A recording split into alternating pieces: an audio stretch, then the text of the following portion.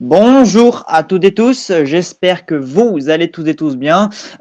Aujourd'hui, on se retrouve pour un deuxième entretien ciné avec l'ami June Melon. Comment vas-tu? Salut Néo, salut tout le monde. Bah écoute, ça va, tranquille. En plus, on va parler d'un film bien sympathique, donc je suis content. Ah, c'est Et sûr, ben oui. merci d'avoir pensé à moi pour ce nouveau concept. Eh bien, avec grand plaisir, voilà, j'essaye de varier aussi bien les films que les invités, que les questions. Et donc aujourd'hui, donc c'est un film majeur pour nous, mais peut-être pas forcément pour tout le monde, hein, et ce sera d'ailleurs très au cœur de cet entretien ciné, justement, puisque nous allons donc parler. Eh bien, vas-y, je te laisse présenter le film que tu as choisi, justement. Alors, on va parler d'un certain Big Fish de Tim Burton qui fêtera fin d'année prochaine, je crois, c'est 20 ans déjà. Ce qui est sorti fin 2003 aux États-Unis, on l'a eu en France en 2004. Et pour beaucoup, alors, c'est marrant parce que certains, c'est le top Burton, pour certains, c'est le début de la chute. Il y a eu la planète des singes avant, qui s'attaque partout. Ah, oui. Voilà. Et moi, j'aime beaucoup ce film. Et il y a beaucoup de choses à dire sur ce film. Et c'est un de ses films les plus personnels aussi. Oui. Alors, tu l'as évoqué, c'est vrai que Big Fish, c'est un petit peu le film de l'entre-deux, hein, pour son public amateur. Effectivement, il sort du très, très, très critiqué La planète des singes, hein, le film sans doute le plus détesté de sa carrière, si ce n'est l'un des films les plus détestés de l'histoire du cinéma. Et j'ai bien peur de ne pas beaucoup l'aimer non plus. Cependant, juste avant ça, en 99, il avait son très aimé Sleepy Hollow, la légende du cavalier sans tête, et après Big Fish, ce sera Charlie et la chocolaterie, qui lui, par contre, est assez dans l'estime de ses amateurs. Donc voilà, Big Fish, c'est entre deux films détestés ou aimés, hein. Voilà, on est sur un entre deux. Et avant ça, bon, c'était toute sa période où il était auréolé, Mars Attack, Ed Wood, Edward de main d'argent, j'en passe et des meilleurs. Alors, la première question, justement, que je vais te poser, alors, je sais quand même que toi, Tim Burton, t'aimes assez, hein, t'as déjà évoqué Alice au Pays des Merveilles, Edward de main d'argent. Justement, pour toi, Big Fish, dans la filmographie de Tim Burton, et même par rapport à son style, comment tu le perçois, ce film? Alors, pour moi, c'est un petit peu son film somme, dans le sens où on retrouve sa patte, hein, évidemment. On a le côté un peu freaks, des histoires, un gars un peu marginal de la société qui va s'inventer du coup une vie. Et on a vraiment à peu près, parfois même c'est un film presque fan service, Tim Burton presque par moment. Mais il y a aussi quelque chose en plus. J'ai l'impression que c'est un film de la maturité aussi pour Tim Burton, il met beaucoup de lui-même, comme on le disait, donc très personnel. Il venait de perdre son papa. Et Ah, oui, on forcément, et comprend du oui. coup dans le film. Et en plus, il venait de lui-même devenir papa. Et c'est exactement ce dont le film parle. La perte promise d'un père qui est malade et le père, donc le fils qui va être lui-même papa. Donc tu as l'impression qu'il a choisi cette histoire, qui est quand même un roman de base, que je n'ai pas lu. Alors je ne sais pas s'il a beaucoup modifié de trucs. Il a pris cette histoire et il se l'est approprié pleinement. Et ça donne un film qui parfois, en fait, j'ai envie de dire trop, mais il le fait tellement bien. Dans le sens, voilà, toutes ces histoires qu'il va vivre, on déforme la réalité, mais en même temps, est-ce qu'il n'y a pas une part de réalité derrière? Idée de transmission aussi. On vit de très belles aventures. Et, euh, et puis, oui, il est très touchant ce film. C'est vrai que on n'est pas loin du tire-larme à la fin, mais ça fonctionne. Là, quand ça marche, il faut le dire. Et des fois, on a du bon tire-larme au cinéma. Des fois, on sent que ça tire sur les violons et tout. Je trouve que ce film, il t'amène là où, à la fin, tu peux te lâcher en larmes. Moi, j'ai beaucoup pleuré devant ce film, hein. J'ai pas Ah honte de oui, dire. moi aussi, hein, les émotions Et, sont très, très présentes, hein. et voilà, c'est vrai que la fin, tu sens, mais peu importe, ça fonctionne. Et c'est un film qui lâche toutes les émotions. Je pense que Tim Burton lui-même, en le faisant, il a dû ressentir beaucoup, beaucoup d'émotions. Ah mais je suis d'accord. Alors c'est vrai, tu parlais évidemment donc de cette histoire d'un père, d'un père qui est en train de mourir, son fils se rend à son chevet alors qu'ils ont une relation compliquée et ce dernier est sur le point de le devenir lui-même. Mais via cette histoire familiale, voilà, ce conflit père-fils, en fait Tim Burton se sert de ça pour imaginer une sorte de voyage initiatique complètement imaginaire. Voilà, et c'est là qu'on retrouve en fait tout son univers. Alors on a du gothique, voilà, notamment quand Edward Bloom Jr. donc joué et magnifiquement par Ewan McGregor, qui est pour moi dans l'un de ses meilleurs rôles, hein, je dois le préciser, parce que ici, hein, Ewan McGregor est dans l'univers de Tim Burton et pour moi je trouve que c'est un univers qui lui convient complètement et finalement Burton ici il raconte des choses qu'il a jamais trop racontées. Voilà, il raconte une relation père-fils alors que d'habitude voilà Tim Burton il est vraiment dans l'extravagant. Voilà, on le connaît, on l'a connu avec le Chevalier Noir dans Batman 1 et 2, on l'a connu avec un cavalier même sans tête. Enfin voilà, on l'a connu avec des choses très très gothiques. Donc finalement le voir dans ce genre de thématique, mais pour autant qu'il arrive à raconter quelque chose de très imaginaire, en fait, c'est presque un tour de force, quoi, parce qu'il arrive vraiment à rester avec sa patte tout en franchissant un cap et en se posant en fait dans son statut de réalisateur et c'est absolument incroyable. Évidemment, il parle aussi du coup de fou, de l'histoire d'amour, puis même du côté du casting, on y retrouve quand même, voilà quoi, même si on n'y a pas Johnny Depp, on a Helena Bonham Carter. Donc bon, d'un certain quoi, même dans le casting, on retrouve quand même du Burton pur jus. Alors, tu me disais que pour toi, c'était un Burton assez personnel, tu l'as vu une dizaine de fois. Quand est-ce que tu l'as découvert et dans quel état d'esprit tu étais à ce moment-là? Alors, je devais avoir 22 ans. Alors, je l'ai pas vu au cinéma, celui-là, malheureusement. Mais j'avais acheté le DVD parce que c'était une époque où j'y croyais plus trop à Burton. C'est bête. Il y a eu la planète des singes avant, on dit, ah, Big Fish, ça a l'air bizarre. Bon, je verrai plus tard. Puis je l'ai eu en DVD et je me suis dit, bah mince, j'aurais peut-être dû aller le voir au cinéma, celui-là. Mais bon, c'est pas grave. Et j'étais dans une période de transition. J'étais étudiant encore à l'époque. J'allais devenir prof. Et c'est vrai que c'est un film qui fait à la fois retomber dans une forme d'enfance, mais qui t'amène aussi à cette maturité-là, c'est vraiment un film de transition vers l'âge adulte. Et c'est marrant parce que quand tu disais que il avait jamais vraiment parlé de la relation père et fils, je vais plutôt dire qu'il l'a jamais développé parce qu'il y a toujours eu en lisière père et fils. Regarde Édouard aux mains d'argent déjà, même si c'était le créateur. Oui, après, c'est vrai que c'est l'un des seuls films qui met en scène une famille, hein, parce que tous les autres films, Oui. c'est vraiment des histoires beaucoup plus fantastiques et farfelues. Après, t'as Beetlejuice aussi, t'as la fille, t'as un petit peu dans Sleepy Hollow, parce que le gars, là, le détective joué par Johnny Depp, qui a eu ce père aussi qui était très très dur avec sa mère. Mais là, vraiment, voilà, il développe. C'est un truc qui était là, c'était Beaucoup plus sous-jacent. subtil, peut-être. C'est ça. Et là, il le met frontalement, ça y est. Maintenant, mon père est mort, il veut faire le deuil de son père, Tim Burton peut-être. Et ici, il en parle pleinement. Alors évidemment, ce n'est pas son histoire, bien sûr.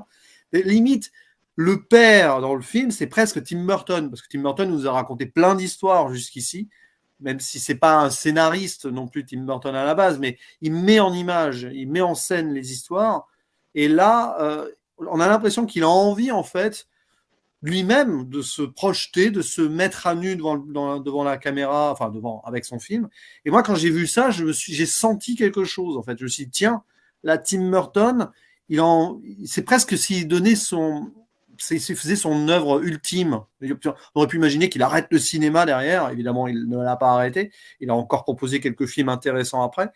Mais là, quand j'ai vu ça, je me suis dit, c'est étrange. On a le pur Tim Burton. Bon, j'avais vu Mars Attacks, j'avais vu Beetlejuice, j'avais vu Édouard Main d'Argent, les Batman. Mais il y a un truc en plus. Et là, tu sens qu'à ce moment-là, quand j'ai vu ce film, ça a été une révélation pour moi. J'ai adoré. Direct. Je l'ai même utilisé en cours après en étant prof, parce qu'il y a beaucoup de choses à utiliser. Le rapport entre le réel et l'imaginaire, c'est génial.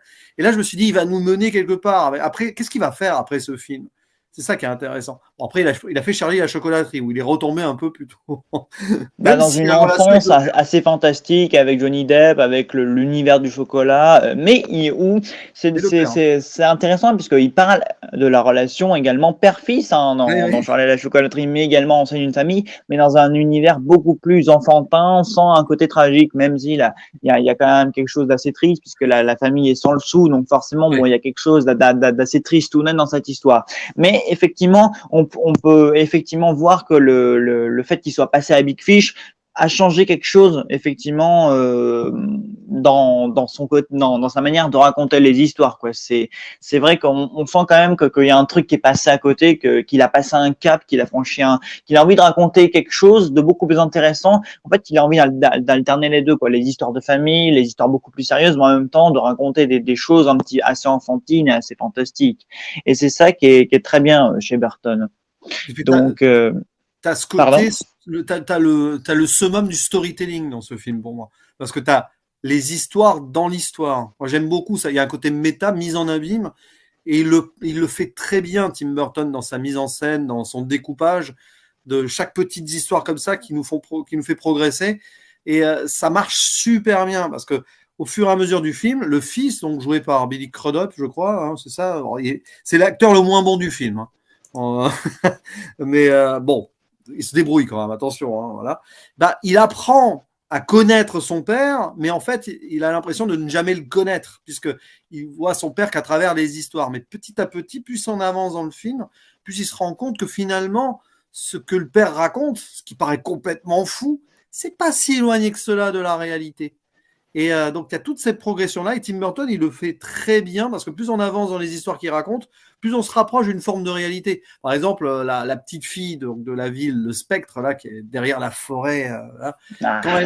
quand il la retrouve plus vieille derrière, c'est beaucoup plus terre à terre. Quel twist, hein, il a réussi à faire progresser même une petite intrigue, hein, cette petite fille qu'on n'imaginait pas, finalement, on Oui, la retrouve adulte, ça on l'imaginait pas du tout, et c'est assez astucieux de faire venir ce genre de personnage-là, hein. mais en fait, ce qui est intéressant, c'est que quand on arrive à... Ah oui, tu avais fait un petit, un petit roulement. Quand on arrive, plus on arrive, donc justement, quand Jenny, on voit Jenny qui est âgée et avec la crise des banques, etc., on arrive, plus on avance, plus on est dans la réalité. Il y a un switch dans le film, c'est quand il part à la guerre. La guerre, c'est quand même le Ah réel. oui, bah oui. Et après, plus on avance, plus on voit donc l'Amérique qui commence à avoir des problèmes économiques où il y en a qui font n'importe quoi. La preuve, le passage avec le hold-up où la banque n'a plus rien. Donc ils repartent avec presque rien Et du c'est tout. comique pourtant, Et voilà, il c'est arrive à comique, elle est raconter géniale. un épisode de la guerre qui est pourtant quelque chose Alors, ouais, de très tension, de très dangereux, qui est censé raconter quelque chose sur la mort, le danger, et pourtant il en fait quelque chose de partiellement fantastique, même voire même d'humoristique, même la scène où on le croit mort finalement et on voit sa femme qui reçoit la lettre et finalement elle le croit mort et même ça, pourtant il arrive à faire passer ça presque fantastiquement, fantastiquement, puisque là, il y a la scène qui survient quelques temps après où il la retrouve derrière le drap. Enfin, il se sert de cet item pour faire quelque chose de mélancolique, mais à la fois de très fantastique. Bon, sans être niais, mais il y a quelque chose de très sentimental derrière tout ça. C'est ça qui est très ingénieux en fait, hein. puis après, tu vois, il se retrouve avec les problèmes de l'Amérique, la ville de Spectre qui est morte, il va aider. Et là, on est dans le réel. Même si l'histoire paraît un peu folle, on est dans le réel. Et c'est là que le fils, d'ailleurs, va rendre visite à une des histoires du père, c'est-à-dire Jenny, et se rend compte que bah, son père n'a pas dit que des conneries. Au contraire, en fait. Et après, bon, il y a le final, etc. On va pas en dire Un grand-chose. final astucieux puisque mine de rien Oui, on retrouve tous les personnages qu'on a croisés au fil des histoires et parce qu'en fait finalement Tim Burton en fait sème le doute un petit peu tout le monde dans ce film, aussi bien au héros, enfin au fils, qu'aux oui. spectateurs. Ils nous disent mais au final est-ce que les histoires qui nous ont été contées, qui ont été contées au fils, qui nous ont été contées à nous, est-ce qu'elles sont vraies, puisque à la fin du coup on recroise un petit peu tous ces personnages d'une manière un petit peu hypothétique. Est-ce que finalement il s'est un peu inspiré de tous ces personnages, ça un petit peu à la Alice au Pays des Merveilles finalement, hein, qui à la fin c'est un petit peu des mêmes fins, tu remarqueras, enfin je la réalise là presque sur le coup puisque on retient en fait des personnages qu'elle a croisés de sa vie réelle et qu'en fait on retrouve en fait dans le monde des merveilles. Là c'est un petit peu pareil finalement, voilà toutes les histoires qu'il a été racontées, finalement le fils croise ces personnages aux funérailles. Donc il y a une fin finalement où on nous interroge un petit peu le rêve, la réalité, qu'est-ce qui est vrai, qu'est-ce qui est faux. Bon, c'est pas Inception non plus, mais voilà, c'est beaucoup plus Non. fantastiquement, c'est fantastiquement raconté, quoi. C'est très astucieux de l'avoir mis de cette manière-là. Bah, t'as un peu le lien entre rêver sa vie et vivre ses rêves, un petit peu dans ce film. Parce que Ah, t'as c'est de l'impression la poésie, hein. c'est ça. Et t'as le père qui, t'as l'impression qu'il a rêvé ce qu'il a vécu. Ouais, bon, ok. Mais finalement, il a un petit peu à sa manière vécu ses rêves, en fait. Parce que toutes les personnes qu'il a rencontrées, il les a rencontrées. Après, on ne saura jamais si vraiment il a vécu exactement cela. Mais bon, par exemple, les siamoises sont pas siamoises. Le géant, il n'est pas si géant que ça. Mais quand même, ces personnes existent. Et puis de toute façon, à la base, on savait qu'il racontait pas que des bêtises parce qu'il l'a bien épousée, sa femme, donc qu'il rencontre, forcément, parce que c'est la mère du fils. Donc, Bah oui. on sentait qu'il y avait quand même des trucs, de toute façon, qui étaient réels. Maintenant, dans quel contexte c'était réel ou non, Voilà. Mais même, alors Tim Burton, d'habitude, sur les histoires d'amour, c'est pas génial. Hein. Enfin, c'est pas spécialement là qu'on va le retenir, sur les films d'amour, on va dire. Mais là, elle fonctionne super bien. Oui. Ce moment de coup de foudre au cirque où le temps Ah, s'arrête. il est magnifique. Il est magique. C'est Et c'est là où magique. il cristallise une expression. Quand le temps s'arrête, ben, il a décidé, Tim Burton, de nous montrer le temps qui s'arrête. Et c'est ça aussi, ce film. C'est qu'il y a des trucs qui paraissent simples, des expressions, des idées qu'on se fait. Il va nous les mettre en scène. Et en fait, on rentre dans les histoires, on rentre dans le rêve. Et c'est ça aussi le cinéma. Pour moi, ce film, c'est le cinéma aussi. C'est qu'on met en scène des choses qui sont censées imiter la réalité, mais qui vont plus loin parfois. Ben là, c'est ce que fait le père en racontant les histoires. Et Tim Burton, il raconte les histoires, il nous les montre. Donc pour moi, c'est un vrai film de cinéma. Oui, on peut toujours critiquer le fait qu'il y ait des bons sentiments, parfois que c'est facile, mais ça fait partie du concept du film, je pense. Ça fait partie du concept du film. C'est un film qui essaye de nous faire rêver, mais aussi de nous faire comprendre et de nous montrer que la transmission par les histoires existe. C'est pas pour cela d'ailleurs qu'après vous ferez de vos enfants des idiots qui vont faire des bêtises. Non, ce sont des métaphores, ce sont des allégories que nous avons là. Et il est important pour les plus jeunes aussi de garder une part de rêve. C'est pas pour rien que les enfants, ils vont aller voir un Disney ou un autre film pour les enfants, ils vont être émerveillés devant. Eh ben, les histoires qu'on va raconter aux enfants, il faut les émerveiller un petit peu aussi. Mais après, petit à petit, on va leur faire un lien avec la réalité. C'est un peu ça le film. Il y a cette évolution vers la réalité. Et à la fin, on se rend compte qu'au final, bon, la réalité, c'est pas si mal, quoi. Parce que c'est ça Oui, aussi. Le exact, message du c'est film, vrai. c'est pas oh, fuyez la réalité, c'est moche. Non, non, ce n'est pas ça le message du film. À la fin, elle dit voilà ce qui a été fait. Peu importe, on a fantasmé des choses, mais au moins, à la fin, on voit qu'il y a des gens qui sont là pour l'enterrement. Il a vécu sa vie pleinement et son fils s'est réconcilié avec son père grâce à ces histoires aussi. Donc, moi, Ouais, je c'est pense un petit peu que un conte de fées, quoi. Tout est bien qui oui, finit bien, en quelque sorte. Mais c'est vrai que finalement, en fait, ce racontage d'histoire-là, on le voyait déjà au fait au tout début d'Edward de Man Argent, puisqu'au final, tout ce qu'on voit est une histoire racontée par un soir d'hiver. Finalement, en fait, c'est une sorte de conte de fées, et à la fin, ça se finit bien aussi. Mais, Edward de Man Argent, en fait, possède deux fins. Il y a cette fin avec ce fameux duel final entre Edward et Anthony Michael Hall, et cette fin finalement où Winona Ryder, enfin où son personnage vieillit, effectivement exprime sa joie de savoir qu'Edward est toujours vivant parce qu'il continue de neiger en hiver. Et ça, c'est vraiment beau, quoi. Il y a que Tim Burton pour sortir des choses comme ça, quoi. Et en fait, c'est Edward qui a créé la neige en hiver, quoi. C'est un petit peu ce qu'essaye de nous dire Tim Burton. Et alors, je voulais te poser une petite question par rapport si par exemple une personne ne connaissait pas le cinéma de Tim Burton, pardon, est-ce que ce serait ce film-là que tu leur recommanderais ou est-ce que c'en serait un autre? c'est une bonne question parce que faire découvrir Tim Burton avec ce film, ça serait tentant, mais je pense qu'il est plus intéressant pour quelqu'un qui ne connaît pas Tim Burton de voir un petit peu ce qu'il a fait avant. Moi, personnellement, si je vais faire découvrir Tim Burton avec quelqu'un, ce serait avec Édouard aux mains d'argent, qui est. Ah ouais, bah Je oui, pense mais en que même c'est temps quand c'est même le mon classique préféré. du classique, hein. Voilà, c'est quand même mon film préféré de Tim Burton, un de mes films préférés à vie. Il y a tout là-dedans. Si on aime Édouard aux mains d'argent, on va accrocher peut-être aux 2 tiers du cinéma de Tim Burton, on va dire ça comme ça. Et après, peut-être. Alors, après, voilà, si la personne, par exemple, connaît bien l'univers des comics. Autant faire Bah oui, découvrir Tim Batman, oui, Burton avec les évidemment. Batman, voilà, même si je préfère le 2, hein, enfin Batman Returns personnellement, qui est plus burtonien, parce qu'il est à mort burtonien, enfin c'est aussi du summum de Burton, hein, avec le pingouin, d'ailleurs relation avec les parents qui l'ont abandonné, enfin là aussi, C'est hein. vrai, effectivement, maintenant que tu le dis, il y a plein de choses qui étaient un peu distillées vers jusqu'à Big Fish. Finalement, il met un petit peu ça à exécution et il dit bon bah peut-être que finalement j'ai dans chacun de mes films j'en ai un tout petit peu parlé. Ici, là, j'ai un petit peu mis cette thématique un petit peu partout dans tous les coins. Peut-être que je devrais raconter une histoire là-dessus et peut-être effectivement que la mort de son père et le fait qu'il allait le devenir avec Helena Bonham Carter ou peut-être une autre femme, je ne sais, enfin peut-être. C'était Helena Bonham Carter.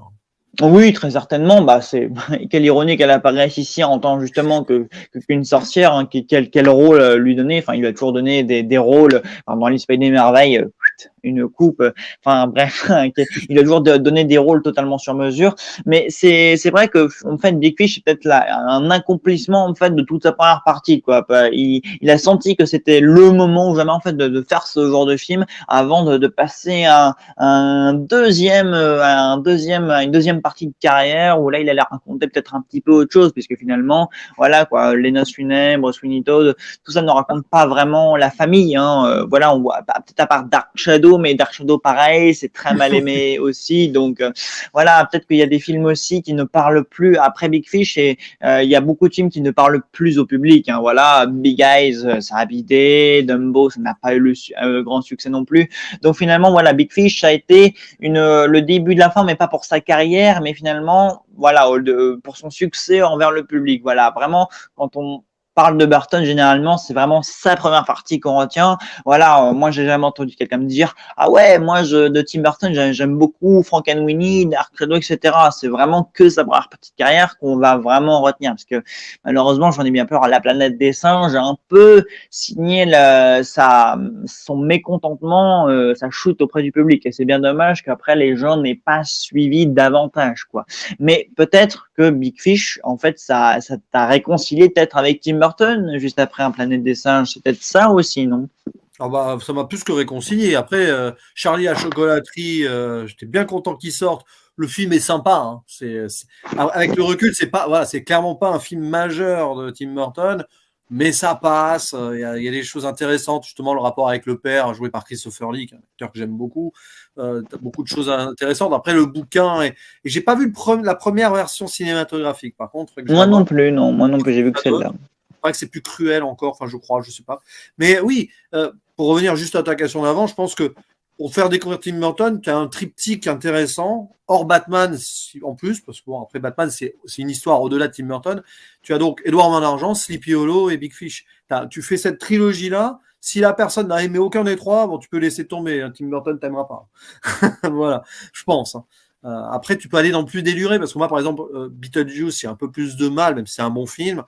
Je pense que ce serait pas une bonne idée de faire découvrir quelqu'un Tim Burton avec Beetlejuice, qui est très barré, qui est encore très ancré au début de sa carrière après Pee-wee. Hein. Voilà. Ah oui, puis oui, le seul Tim Burton que j'ai pas vu d'ailleurs. Bah, c'est pas vraiment du Tim Burton. Ça en est sur une scène de stop motion, en fait. Sinon, c'est pas vraiment du Tim Burton. Mais après, Ah oui, voilà, d'accord. mais après, c'est du Tim Burton, mais en mode, il débutait avec son premier long métrage, on lui a donné cette histoire à faire, et le film, il est plus drivé par l'acteur principal qui raconte sa propre folie. Hein. Paul Rubens, je crois que c'est lui qui était au scénario d'ailleurs. Un personnage bizarre, parce que je crois que l'acteur dans la vraie vie, il a eu d'énormes problèmes avec la justice pour des... Ah là là là. Aïe, aïe, aïe, aïe, aïe, donc pour l'exhibitionnisme et pire, je crois. Enfin, bon. Particulier. Mais voilà, Tim Burton, Big Fish. Alors c'est vrai que quand on y pense, pour moi, c'est quand même c'est son film qui englobe le plus de choses de lui. Mais avec cette maturité, parce que sinon, Édouard Main d'Argent englobait déjà tout Tim Burton, on est d'accord. Et puis Sleepy Hollow, qui est quand même une vraie pépite, Sleepy Hollow aussi.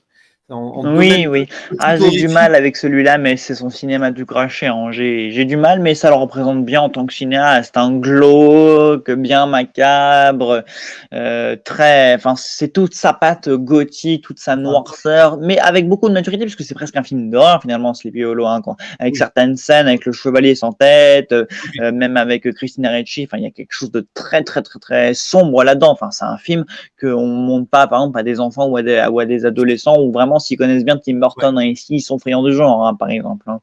Oui, ado, et tu peux. Ado, vers 12 ans, tu peux montrer Sleepy Hollow. Hein, quand même. Mais bon. Ah, quoi, j'en suis pas très sûr, parce qu'à 12 ans, quand même, on a encore peur de certaines choses assez primaires, donc bon, il y a peut-être certaines choses qu'un enfant de 12 ans, selon sa sensibilité, ne peut pas encore regarder, quoi. À la rigueur, vers 15-16 ans, ça passe un peu mieux. Mais ouais, non, mais pour moi, Sleepy Hollow, c'est quand même un film assez violent, presque au même niveau que Sweeney Todd. Hein, mais bon, Sweeney Todd, il est un peu plus décalé avec la chansonnette, donc forcément, bon, et puis il réunit Depp et Bohème Carter. Donc, ça dépend, bon, de la sensibilité de chacun. Et justement, alors, on a abordé pas mal de points de Big Fish, voilà, dans ses thématiques, dans sa réalisation. Mais est-ce qu'il y a une scène, si tu ne devais retenir qu'une seule scène vraiment pour vanter porté ce film pour en faire les éloges, pour en parler à quelqu'un, une seule scène qui t'a vraiment, waouh, qui a fait vraiment que ce film représente quelque chose pour toi et ta cinéphilie. C'est une compilation de scènes, ce film. Mais alors, si je devais en choisir une, alors il y en a une, entre parenthèses, que j'ai fait étudier à mes élèves et ça marche à chaque fois. Ça a marché parce que ça il y a un moment maintenant. C'est celle où il rencontre le géant et qui part, il quitte la ville. Il y a une très belle construction là-dessus, justement, où justement Edward Bloom va enfin s'émanciper de cette vie qu'il a jusqu'ici. Il part du rôle de super-héros de sa petite ville à découvrir le monde etc. Mais moi, alors la scène que je peux garder là, hormis la fin, parce que bon, c'est facile, hein, mais c'est la scène où il rencontre sa femme, enfin sa future épouse. Cette scène de rencontre, avec tout ce qui se passe au cirque avant, le géant, là, tout ça, et bam, l'arrêt du temps, et après le temps qui s'accélère pour rattraper. Et le moment le plus heureux de sa vie, le choc, cette découverte magnifique qu'est l'amour, et après qui s'éloigne, et du coup la panique derrière, et il va devoir se vendre pendant des mois pour retrouver la trace de cette fille. Cette scène-là, elle est terrible, parce que il voit son pote, le géant, découvrir son destin. Ça y est, il va devenir star du cirque local. Et lui, il découvre l'amour de sa vie, mais celle-ci lui échappe. Et là, c'est à la fois Parce que beau Tim Burton a presque mis en scène un des plus beaux coups de foudre du cinéma, même au-delà même de tous les films romantiques. C'est ça qui est assez dingue, c'est que, bon, je me doute un peu que tu allais choisir cette scène, parce que, bon, moi, j'aurais plus cité la scène où on le voit dans un champ de fleurs, mais qui est absolument divin. Et c'est vrai que Tim Burton, pareil, le romantisme, mis à part deux, trois passages d'Edward et le couple composé par Depp et Bonham Carter dans Sweeney Todd et deux ou trois autres couples, il avait jamais trop mis en scène l'amour, vraiment les histoires d'amour. Et là, il va même presque carrément dans le romantisme pur. Voilà. Tim Burton s'improvise poète, il s'improvise même comme un peu la Richard Curtis. Voilà, le mec qui a fait Love Actually. Voilà, on est presque pas dans une comédie romantique, mais voilà, on est dans quelque chose de voilà qui raconte l'amour, le sentiment amoureux. Quoi. Tim Burton, il a vraiment décidé de mettre en scène le plus beau coup de foudre de sa carrière. Voilà, disons-le clairement. Et c'est assez dingue ce qu'il arrive à faire. Voilà, entre deux scènes comme ça, il parle de coups de foudre, il parle d'amour, il a envie de parler de ça, il parle de relations père-fils. C'est très réussi. Et pour toi, alors là, c'est vraiment en général, si tu ne devais retenir qu'une seule scène de tout le cinéma de Burton. Bah justement, tiens, c'est l'écho parfait. Hein. C'est la scène où Edward fait tomber la neige en sculptant et la danse. Voilà, The Ice Dance, avec une des meilleures compositions de Danny Elfman au passage, à ce moment-là. Ah oui, je l'ai revu au cinéma le week-end dernier, c'est sublime, ça, les larmes aux yeux. Je pense que c'est l'un des grands moments de Tim Burton, hein, cette scène-là, qui est un pur romantisme et d'une pure poésie, surtout. On est au-delà du romantisme, on est dans la poésie parfaite. C'est cette danse, Winona Ryder, Johnny Depp, enfin surtout, voilà. C'est là, il y a ce moment-là avec la musique. Parce que c'est souvent indissociable de Tim Burton, Danny Elfman. D'ailleurs, bonne composition dans Big Fish. Hein. Alors, c'est pas sa meilleure, mais il y a ce petit côté un peu musique sudiste gothique de temps en temps qui colle bien au truc. Peut-être que cette fois-ci, voilà, Danny Elfman, il avait plus vraiment la possibilité de faire une pure musique, un peu bien sonore, bien sur le style de Burton. Donc, il était peut-être un peu plus en retenue, peut-être un peu comme Tim Burton sur le côté gothique, hein, finalement. Hein, c'est dans la forêt. Dans la forêt, quand il traverse la forêt, là, on est dans du Sleepy Hollow 2. Hein. Ah oui, bien sûr, ouais, avec quand l'arbre comme ça, il commence à soulever Edward Bloom. Ah, c'est vrai que c'est un passage quand même. Mais Tim Burton, c'est ça quoi. C'est pareil. On revient sur Edward, mais Tim Burton en fait, il est capable de passer de la joie, de la poésie à une chute très frontale. Hein. Dans Edward, il y a cette scène là qui s'étire. Voilà, Winona Ryder qui fait une danse sous la neige qu'on a tous imité au moins une fois dans notre vie, et au moment où la neige tombe, et juste après, Edward la blesse et c'est le drame, hein, finalement, toute la ville s'emporte contre lui. Et là, c'est un peu pareil hein, dans Big Fish. Hein, voilà, il sort d'une ville où qu'il a accueilli à bras ouverts et finalement, voilà, Edward décide de s'en échapper pour poursuivre sa destinée. Donc finalement, c'est vrai que Tim Burton, en fait, il est aussi très champion pour ça, quoi, pour compter un pur moment de bonheur et tout de suite après pour une chute très frontale. Bah justement, ce coup de foudre, en fait, c'est ça, quoi. Le temps s'arrête puis la tragédie repart quand le temps repart. Finalement, c'est ça, quoi. Un pur instant de bonheur et de poésie. Et après, c'est la dégringolade, c'est la désillusion, le retour à la réalité, en fait. Et c'est un peu Ouais. raccord avec le film, finalement. Les histoires racontées, et puis finalement, après, on repasse à l'histoire du père et du fils. Et là, on rigole beaucoup moins. Et ça, c'est un peu aussi ce qui fait partie du cinéma de Burton, en fait. Hein. C'est cette chute, cet équilibre, vie, réalité, bonheur, poésie, et puis chute. Hein. Je pense que c'est un peu comme ça qu'on peut définir Burton. Hein. C'est ça, puis tu as le personnage de la sorcière qui au début est complètement dans l'imagination totale, mais s'avère que c'est presque un parallèle, puisqu'elle est jouée par la même actrice, de de cette petite fille qui va grandir et vieillir après. C'est très amusant, parce que là aussi, il nous joue le rapport entre l'imaginaire et la réalité avec un personnage qui serait le même, mais pas le même. Enfin, sorte de boucle temporelle imaginaire où la petite fille Jenny, en vieillissant, deviendrait la sorcière qui reviendrait dans son passé pour lui Ah dire ouais, il voilà joue pas comment mal sur tu la dois. il joue pas mal sur la temporalité là-dedans, mais c'est bien que tu parles de cette scène de l'œil, puisque c'est une scène moi que je trouve absolument astucieuse, déjà assez belle idée de mise en scène, voilà, parce que finalement en fait tous les gamins se voient mourir dans des situations assez assez chaotiques finalement. Puis après on passe à Edward, et puis après lui curieusement Burton fait planer un petit peu le suspense. Après c'est le père plus vieux qui dira non, c'est pas comme ça que je meurs. Puis c'est vrai que Burton a beaucoup parlé de la mort hein, d'une manière ou d'une autre. À Beetlejuice, c'est ces deux fantômes qui périssent qui périssent dans une noyade. Donc finalement Burton ici, il parle de la mort, mais d'une façon encore fantastique, mais dans un film qui parle déjà d'un père qui est mort. Donc pareil, la mort ici, il la place dans un peu tous les registres, fantastique, réalité. Enfin, c'est étonnant hein, comme ce qu'il arrive à faire avec ce film, comment il arrive à passer d'une thématique à un autre, d'une chute à un autre, d'une rêverie, d'une fantaisie à la réalité. Enfin, il y a tellement de choses qu'il fait avec brio dans ce film. Enfin, c'est très étonnant. C'est intéressant parce que justement, ça prouve aussi la maturité de Tim Burton dans ce film. C'est que pour la première fois, il joue avec la mort pour en faire une mort sereine, accomplie, pleine. Pas genre tu vas devenir un fantôme derrière, pas dans la tristesse, etc. Non, là, pas dans le drame. C'est une mort, la mort du père, une mort sereine. Il savait qu'il allait mourir comme ça, à ce moment-là, plus ou moins. Enfin, c'était imaginé. Ce serait intéressant d'avoir un zoom super efficace sur l'œil de la sorcière quand Edouard parce que on voit le reflet d'un truc dans l'œil de la sorcière. Aussi bien, Tim Burton, il a peut-être mis la scène vite fait de fin dans l'œil. Non, ça, je pense pas qu'on puisse vérifier en zoomant, à moins sur une édition 4K illimitée, peut-être on pourrait voir. Mais il joue ici avec la mort, mais en faisant une finalité logique, mais sereine. Et de transmission, parce qu'avec la mort du père, le fils va pouvoir devenir lui-même père, et ça se passera bien.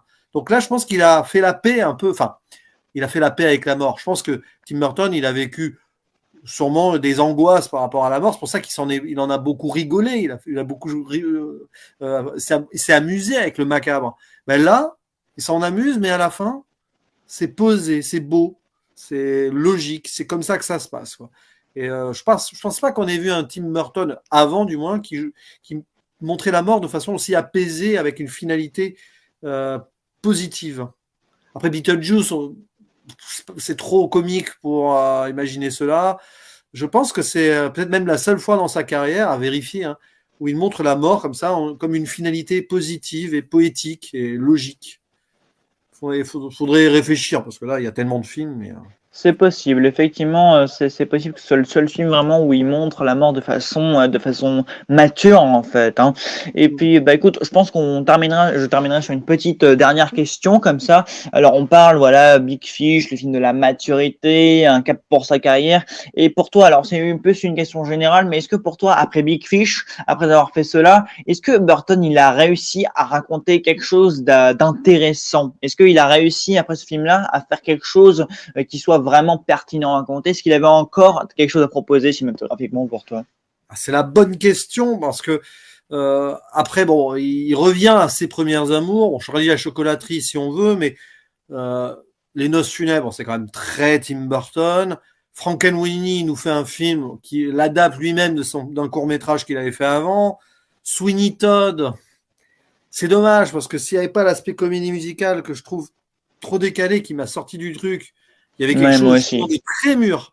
Il y avait quelque chose là potentiellement très mûr dans le macabre et dans la vengeance. T'enlèves l'aspect musical, le film est très sombre, je trouve. Le film est très sombre, clairement. Donc là, il y a quelque chose à raconter, mais je ne sais pas pourquoi, parce que il adapte une comédie musicale à la base.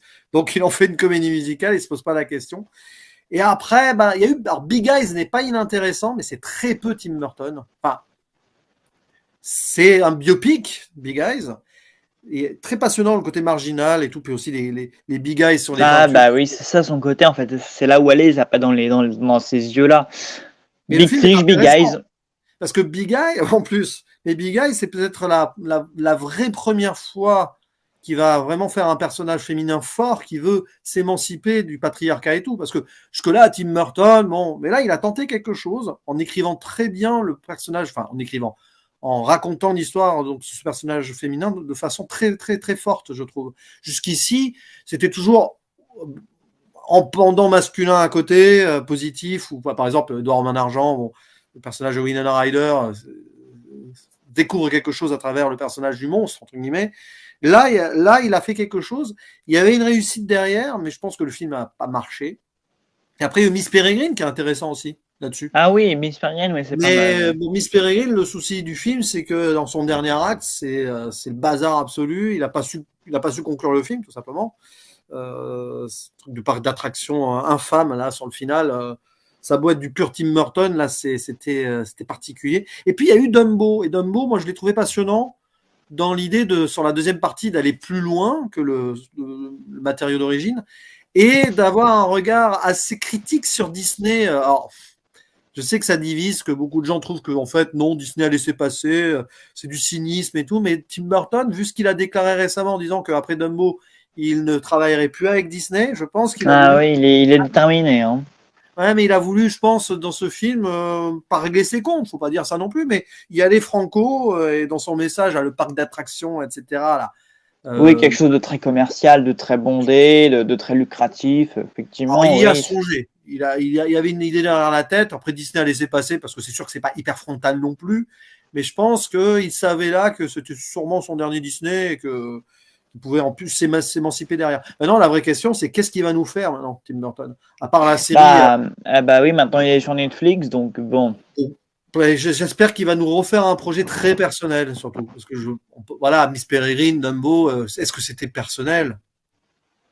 Non, c'était plus public. Voilà, c'est des films qui sont très éloignés de ce qu'il a fait par le passé. Même Big Fish, il en est complètement à l'opposé. Là, c'est deux extrémités. Hein. Pour moi, Big Fish, il y a vraiment quelque chose de très personnel. Et après, il est passé sur quelque chose de beaucoup plus commercial. Pour moi, en tout cas. Ouais, puis pour moi, en tout cas. La plupart, c'est des adaptations. De toute façon, il a fait que des adaptations depuis. Ou un biopic Big Eyes. Sinon, une histoire originale pure, je crois que depuis. De toute façon, Big Fish aussi était une adaptation d'un roman. Donc, je sais pas. Faudra voir ce qui. Beetlejuice 2, visiblement, c'est mort. Enfin, lui, il a dit qu'il s'en occuperait pas si ça se fait. Non, puis ça n'aura pas d'intérêt. Pour moi, ça n'aurait plus d'intérêt. Pour moi, le film original est très bien. Et il faudrait qu'à Hollywood, ils apprennent un petit peu à ne pas faire de suite, surtout aux films qu'ils font. Qui a rien, tous les projets originaux, et je pense que Tim Burton, il doit en avoir des projets originaux dans ses placards, les producteurs et les gros studios disent non, tout simplement. Je crois que comme Tim Burton n'est plus trop en odeur de sainteté, enfin, on fait plus trop confiance en l'idée que Tim Burton puisse faire fonctionner un film, à part passer en indépendant ou par Netflix, série sur Netflix là, peut-être qu'il va passer sur Netflix pour faire un projet très personnel, parce que Netflix lui donnera peut-être la possibilité. On voit que Netflix a laissé certains réalisateurs faire leurs projets personnels ces dernières années. Oui, mais c'est un peu regrettable que de grands auteurs et de grands créateurs qui ont tant apporté soient obligés d'en arriver là pour faire vivre un peu leur cinéma. On sait que Fincher y est passé, que Spielberg va pas tarder à faire la même chose, Scorsese, bon, il y est déjà passé aussi, et il reviendra pas au cinéma. Voilà, Killers of the Flower Moon, ce sera sur Prime Video et non pas au cinéma, sauf pour les chanceux qui pourront aller le découvrir à Cannes l'an prochain. Enfin voilà, beaucoup de créateurs sont passés là-dessus et c'est très dommage puisque aujourd'hui on est obligé de rester chez nous pour voir ces films-là et au cinéma pour en fait c'est ça quoi en fait les glorieux créateurs sont sur les plateformes tandis que les nouveaux surgissent en fait sur grand écran quoi, sauf Spielberg qui a encore la chance de pouvoir sortir des films sur grand écran avec son Fabelmans quoi. Mais moi, je prends un petit pari ici. Si la série mercredi, Wednesday, là, fonctionne sur Netflix, je pense que Netflix va proposer à Tim Burton de financer son prochain film. Voilà, je pense. Et je pense d'ailleurs que ça va de pair. Si la série marche, je pense que Netflix produira le prochain Tim Burton. Je pense. Rien ne se sait. C'est que là, je balance des trucs au hasard, mais le fait qu'il passe pour faire une série sur Netflix. Est-ce qu'il n'y a pas un petit appel du pied derrière? Bon, j'arrive pas à me faire produire, j'ai des projets. Voilà. Mais bon, Tim Burton sur Netflix, bon, déjà en série, c'est logique. Mais en film, j'aurais du mal à l'imaginer. Mais bon, en même temps, on a eu Fincher, comme tu as dit, et Scorsese, donc ce serait pas si étonnant que ça. Oui, c'est sûr, mais c'est pas ce qui me ravit le plus, hein, je t'avouerai. Mais cela dit, je retiens pas ton pari. C'est On même verra. fort probable que ça se produise ainsi, Netflix ou une autre. Hein, il y a beaucoup de plateformes qui surgissent, Paramount Plus bientôt. Donc bon, sait-on jamais, hein, une plateforme va se réveiller, va dire, eh, Burton, moi j'ai envie de voir un peu ce que tu vas faire chez nous. Donc nous verrons bien. Ouais. Et nous allons conclure ici. Hein, nous en avons pas mal parlé, Big Fish. Et c'était un plaisir d'ailleurs parce que Burton, j'aime bien. Voilà, Big Fish, ça m'a justement rappelé que j'aimais beaucoup Tim Burton et Gervais Wood d'ailleurs récemment. Et ça m'a confirmé vraiment que c'est un créateur très important qui a apporté vraiment une pierre fondamentale et macabre, autant soit-elle au cinéma. Donc, bah, écoute, merci à toi, Jules Melan. En tout cas, c'était vraiment un plaisir d'échanger là-dessus avec toi. Voilà, Big Fish.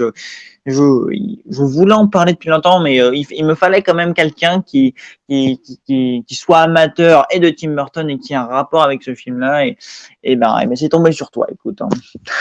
Merci beaucoup, c'était un vrai plaisir. Et parler cinéma, de toute façon, c'est toujours un grand plaisir. Vive le cinéma. Ah, ça, c'est sûr. Hein. Il y a énormément de choses à voir au cinéma, mais il faut creuser aussi dans le vieux cinéma. Il y a toujours des pépites à discuter.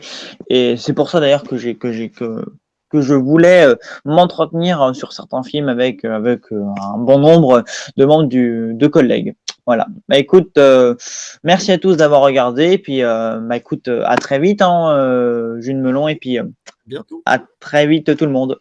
Ciao, ciao. Allez.